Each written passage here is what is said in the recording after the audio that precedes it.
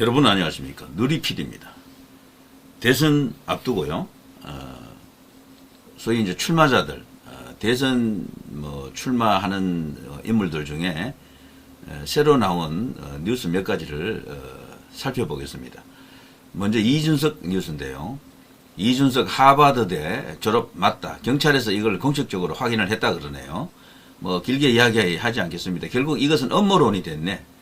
지금 우파 안에서요, 어마어마하게 많은 음모론으로 지금 치부되는 그런 이슈들이 있죠.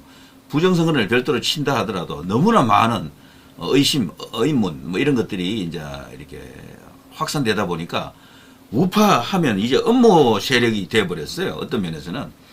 그래서 이준석은 어쨌거나 이 혐의는 벗은 것 같습니다. 앞으로 이제 이 이야기는 안 하는 게 좋겠고요. 이거 이준석도 본인이 이렇게 됐는데도 또다시 이걸 거론하는 사람은 무조건 법적 어떤 조치를 하겠다라고 하니까 말이죠. 강력한 법적 조치. 의혹이 많았던 것은 사실이죠. 그러나 졸업한 것은 사실이다. 이렇게 됐습니다. 자, 홍준표, 용산은 불통과 주술의 상징이다. 김문수는 탈레반, 난 유연하다. 자, 홍준표의 권력 의지는 엄청납니다. 소위 이제 내가 반드시 대통령이 되어야 되겠다라는 그 의지만 놓고 보면 그야말로 이제 이재명과 그냥 맞짱 뜰 정도 될 겁니다. 권력 의지도 강해야 돼요. 대통령이 되고자 하면은 엄청난 비난도 받아야 되고 수없이 많은 난관이 이제 닥쳐올 텐데요. 그러자면은 이 권력 의지 없으면 그걸 극복할 수가 없습니다. 과거에 고건이라든가 반기문 이런 사람들은 권력 의지가 약했어요. 조금만 네거티브 들어가니까 막 무너져 버리잖아요. 그걸 버틸 수 있는 힘, 그것은 전투력, 바로 권력 의지, 거기서 나오는 것이죠. 그런 면에서 보면 이 홍준표는 정말 대단한 권력 의지를 갖고 있다라고 볼 수 있겠죠. 근데 이 사람이 갑자기 김문수 장관을 일러서 말이죠. 문수형이라고 부르더라고요. 문수형. 근데 그게 의도적으로 그렇게 말하는 거죠. 김문수는 늙었다라는 걸 강조하기 위해서 그러는 겁니다. 이 사람도 나이 70 아닙니까? 근데 김문수 같은 경우는 74거든, 나이가. 몇 살 좀 많은 거죠. 극이나 똑같은데 말이죠. 50보, 100보로 보이는데, 어쨌거나, 자신이 이 진영 안에서 대선 주자가 되기 위해서는 무슨 짓이라도 할 사람이에요. 이 홍준표는. 그래서 아마 네거티브도 서슴지 않을 겁니다. 당분간 김문수에 대한 공격, 거기서 그치는 게 아니고요. 용산, 그리고 윤 대통령을 직접적으로 공격할 가능성이 굉장히 큽니다. 이 홍준표는. 왜냐하면 당심을 자기가 얻기는 어렵잖아요. 중도민심을 얻으려고 할 거라고. 2030 중도민심 이런 거. 그러자면은 반윤, 비윤으로 가야지 표가 된다고 생각이 되면은 용산을 이런 식으로 공격하는 건 이제 시작이라고 저 보거든요. 용산은 불통과 주술의 상징. 와, 이게 완전 욕만 안 했다 뿐이지 이거는 그야말로 가장 극악한 비난이다 이렇게 보는 거죠. 윤 대통령과 김건희 여사에 대한 완전한 거부, 전면적인 부정이다 이렇게 볼 수 있겠습니다. 그래서 이 사람의 이제 이 선거 전략이에요. 굉장히 전략적으로 항상 행동합니다. 이 홍준표 같은 경우는요. 이렇게 해야지만 자기에게 유리하다라고 보는 거죠. 어차피 핵심 당원들은 자기에게 표를 별로 안 준다. 극히 일부밖에 안 온다. 결국에는 과거에 대선 경선할 때도 윤 대통령과 비슷했잖아요. 그 경선 룰에 의하면은 그때도 중도 혹은 외곽 민심에서 자기가 이겨가지고 비슷한 싸움을 할 수 있었다라고 하지 않습니까? 그리고 당심에서는 압도적으로 적고 그런 상황이기 때문에 이 사람은 자기 스스로를 잘 아는 거죠. 다자구도에서 당심은 어차피 김문수 쪽으로 대부분 가버렸다. 이제 남은 다른 어떤 표를 모으겠다 이런 전략이죠. 자, 아무튼 앞으로 이 홍 시장의 이제 홍 시장의 입에서 어떤 말이 나올지는 불을 보듯 뻔합니다. 과거 박근혜 대통령도 출당을 시켰잖아요. 당 대표 할 때. 저는 이 사람 입에서 나올 마지막 이제 카드가 윤 대통령 출당일 겁니다. 출당. 그리고 김건희 여사를 당장 구속 수사하라 이런 요구를 할 가능성이 굉장히 크다. 작전상 그렇게 하는 거죠.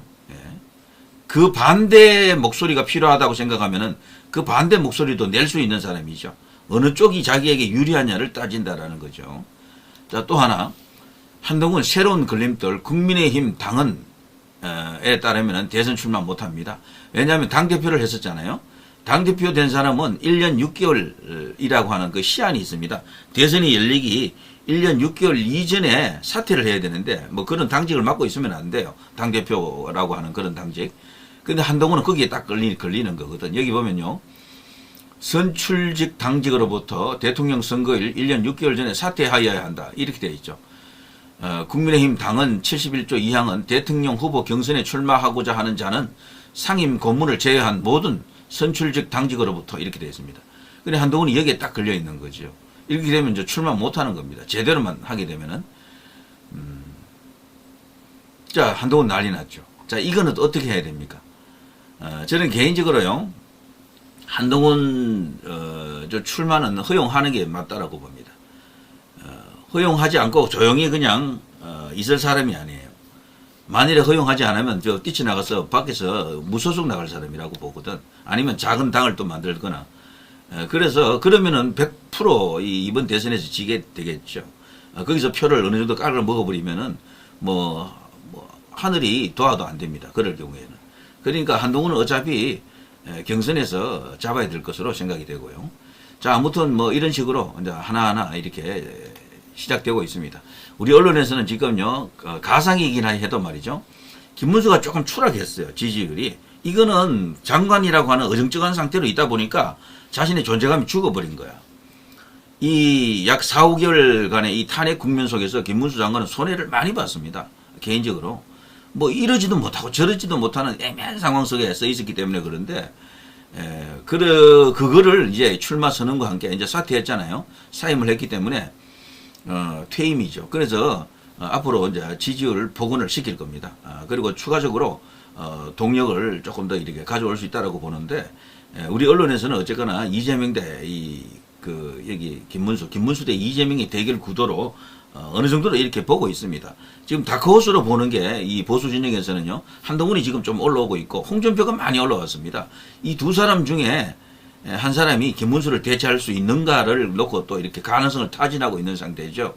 결국에는 지지율을 올려야 됩니다. 김문수 장관이 이제 장관이라고 하면 안 되겠네. 이제 김문수 이라고 하는 이 이제 정치인이 그야말로 이제 뜻을 이루고자 한다 그러면요. 지금 상황에서 추가적 지지율을 갤럽 기준으로는 5% 정도, 그리고 다른 기타 여론조사, 일반적인 여론조사 있잖아요. 거기 기준으로는 한 10% 좀 더 나와야 돼요.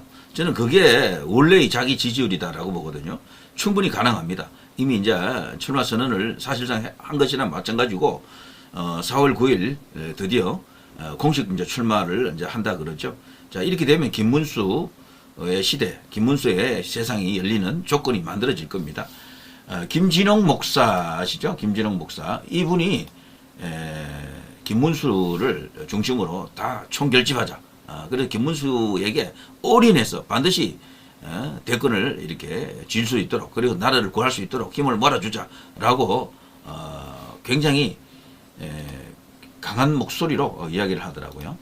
자, 김진홍 목사, 김문수 새 대통령 후보로 정해 밀어주자. 이런 식으로. 자기가 예전에 김문수 경기도지사 시절에 후원회장을 해본 적이 있다. 그때 너무도 사람이 청렴하고, 맺고 끊는 게 분명했었다. 그리고, 능력도 아주 뛰어났었다. 경기지사로서 역대 이 김문수만큼 잘한 사람이 없었다라고 하죠.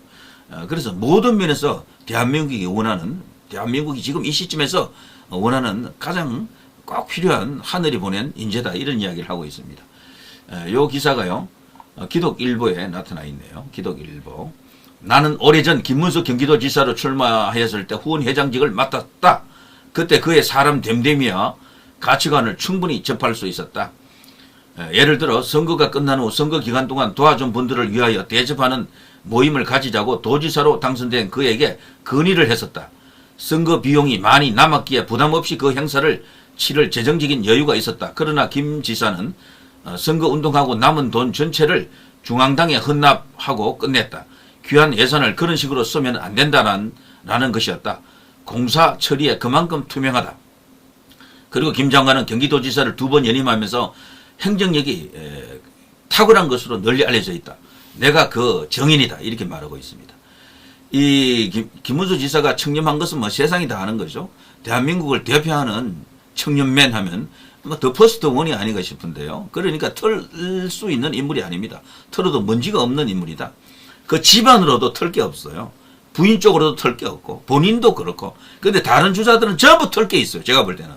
한동훈도 많습니다. 털 게.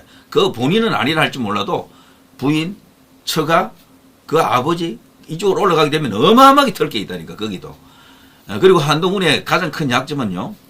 자기가 그 소위 이제 검사하면서 그 이제 감옥으로 보냈던 사람들 보십시오. 직간접적으로 자기가 연결된 어떤 그런 재판 속에서요. 이명박 대통령, 박근혜 대통령, 거기다가 양성태 대법원장, 그리고 정몽구 현대그룹 회장, 명예회장이죠 지금은요. 그리고 또 이재용 삼성 회장, 그리고 또 롯데 회장. 이런 대한민국의 기둥들을 그냥 감옥에 보내는데 1등 공신 아닙니까? 그러니까 이 보수하고는 맞지가 않는 사람이야, 그 사람은. 자, 그렇고요. 어쨌거나, 김문수의 시대를 열어줘야 되는 어떤 시대적 당위, 하늘의 명령이 있는 것 같습니다. 자, 우리 언론도 지금 현재로서는요, 이재명 대 김문수, 김문수 대 이재명의 구도로 보는데, 그러자면 김문수의 지지율을 무조건 끌어올려야 됩니다. 갤럽과 MBS 기준 5% 이상 바로 뛰게 해야 되고요. 그리고 그 밖에 다른 여론조사 숫자가 좀 많이 나오는 여론조사 있죠. 거기서는 10% 이상 나올 수 있게끔. 그래서 전체적으로 한 15, 최소 15, 최대 한 30 정도 이렇게 지지율이 나올 수 있도록 해야 됩니다. 다자구도 있어요. 그렇게 되면요. 이재명 대 김문수, 김문수 대 이재명 1대1 붙이게 되면은 이재명 45, 김문수 40 이 정도 나올 수 있다니까요. 그러면 막판으로 갈수록 이제 붙일 수가 있는 겁니다. 골든 크로스를 만들어낼 수가 있다. 여건에 따라서는 충분히 뒤집을 수가 있다. 이렇게 볼 수가 있죠. 자, 누리 PD 김준희였습니다.